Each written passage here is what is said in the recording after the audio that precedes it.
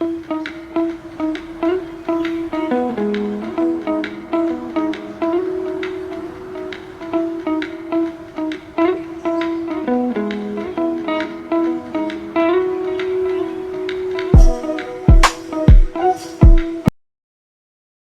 बज चुके हैं शाम के 4:15 होने वाले, मतलब 4:10।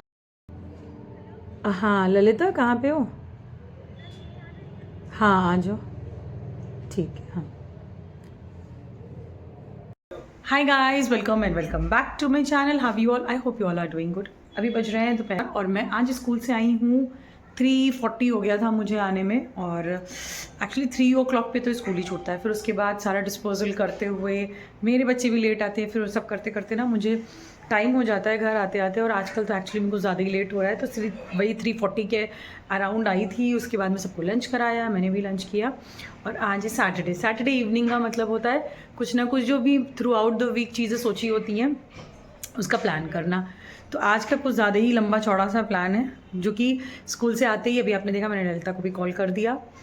और इस मतलब स्कूल से आती है, अब मुझे कहीं पे जाना है। पहले वहाँ जाएंगे, वहाँ पहुँच के आपको दिखाऊंगी कि हम कहाँ पे जा रहे हैं। एक्चुअली जा रहे हैं हॉस्पिटल। पहले तो वहाँ जाएंगे, उसके बाद में फिर जहाँ जाना है वहाँ भी जाएंगे। तो पहले जाना है हॉस्पिटल, और वहाँ पहुँच के आपको दिखाऊंगी किस काम से आई हूँ, क्या चीज़ें हैं, कैसी हैं। तो बस अब हो लेते हैं रेडी। कुछ चीज़ें भी मुझे रखनी है, वहाँ जाने के पहले भी कई सारी चीज़ें करनी है। वैसे आज का जो रहेगा वो मैं आपको दिखाती हूँ कि कैसा क्या रहता है। सो चलिए पहले रेडी हो जाते हैं निकलने के लिए। और ये देखिए बाहर खुश कितनी है, सब मैं आपको दिखाती भी हूँ ये चीज़। इनकी सबकी खुशी किस लिए, बिल्कुल भी मतलब मैं ये कह रही हूँ कि इन लोगों को बिल्कुल थकान ही नहीं है इन दोनों को, कि हाँ अभी स्कूल से आए हैं, थोड़ा सा मैंने कहा रेस्ट कर लो। नहीं नहीं नहीं, अभी चलते हैं, अभी चलते हैं। तो अभी मैं आपको दिखाती हूँ कि पहले ये लोग खुश कितने हैं सिर्फ घूमने के नाम से। खुशी में ना मेरे को चाय भी दी जा रही है कि तुम चाय पी लो, जिससे कि मैं तुरंत रेडी हो जाऊँ। और ये रही मेरी चाय। चाहे जितनी भी थकान हो, अगर कहते हैं ना कि एक कप अच्छी चाय मिल जाए तो सारी चीज़ें अच्छी हो जाती हैं। और मेरे हस्बैंड एक्चुअली में बहुत अच्छी चाय बनाते हैं। उनके हाथ की गर्मा गर्म चाय पीने के बाद में और मिष्टी का ये पुष्पा वाला स्टेप देखने के बाद में हम सब हो गए रेडी। और ये देखिए कितना ब्यूटीफुल सा सनसेट। बस ये सारे एंजॉय चीज़ें करते हुए हम निकल लिए घर से। इस लड़की को इतने नखड़े हैं टोपी लगाने में, जैसे मैंने लगाया है आई नो। और अपनी पुरानी जगह वापस आकर के वाकई में एक अलग ही फीलिंग होती है। ये स्टंट, ये साइकिल वाला स्टंट तो आपने देखा ना, क्या ही लोग करते हैं। मतलब बिल्कुल अपनी सेफ्टी भी नहीं देखनी है, बस ये फालतू की चीजें करते रहते हैं इतनी बिजी रोड पे, वो भी। उसके बाद में ये सारे स्टंट वगैरह देखते रहे। मैं तो बारिश में थी और ये आ गए थे मिठाई शॉप पे, क्योंकि यहाँ से हमें लेनी थी सबसे पहले मिठाई। वहाँ की मिठाई लेने के बाद में यहाँ से ही मैंने ले लिया गाजर का हलवा। ये पावर हाउस पे जो सुभाष है ना, इसके यहाँ के गाजर का हलवा एक्चुअली में बहुत ही ज़्यादा टेस्टी होता है।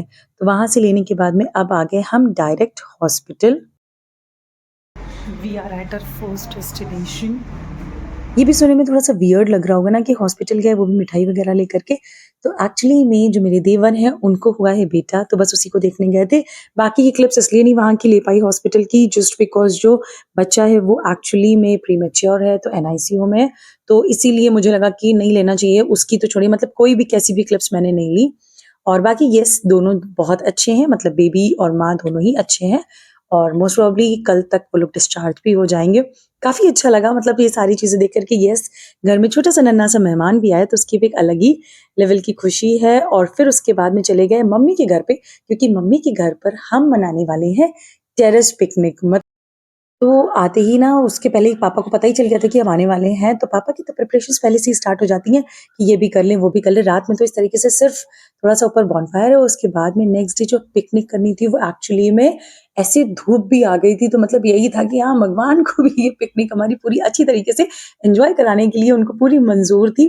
तो इतनी धूप में अच्छे से हमने एक्चुअली में टेरेस पिकनिक इसलिए सेलेक्ट किया था जस्ट बिकॉज़ इनको चाहिए था ऐसे चूल्हे की रोटी। एक्चुअली चूल्हे का प्रॉपर पूरा खाना। तो इन्होंने मम्मी से ऐसी डिमांड की, तो मम्मी-पापा का ये था कि चलो ठीक है, उन्होंने किसी तरीके से ऐसे चूल्हे का फिर इंतज़ाम किया।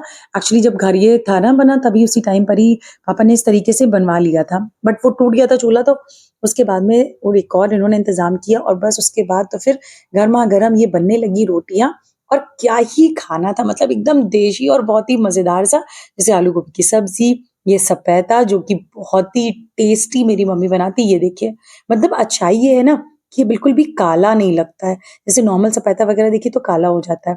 ये इतना ग्रीन, मतलब वैसे भी ठंडियों में अगर प्लेट में कोई हरी चीज़ नहीं दिखी तो क्या ही दिखा। और वैसे भी आपको पता ही है कि मुझे हरी सब्जियों से कितना ज़्यादा प्यार है। तो बस इसी तरीके से यहाँ पे सारी चीज़ों की होने लगी तैयारियाँ, मतलब ये सारी चीज़ें शुरू हो गई इस तरीके से बिछाना-विछाना करके और बस अब मैं यहाँ पे परस रही हूँ खाना।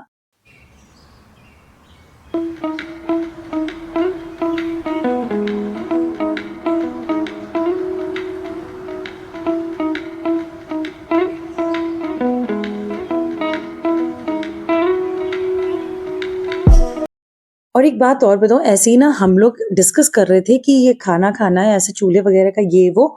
तो ये जो एक्चुअली टेरेस पिकनिक है ना, ये मोहक के ही द्वारा दिया गया हुआ नाम है। मतलब ये नामकरण ना मोहक ने ही किया था कि हम लोग जा रहे हैं टेरेस पिकनिक करने।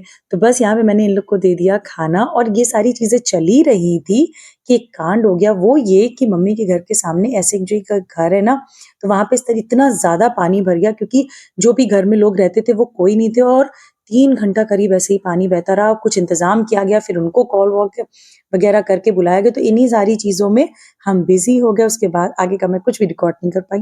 सो that's it for today's video, मिलते हैं बाकी वीडियोज़ के लिए, कर लीजिए सब्सक्राइब।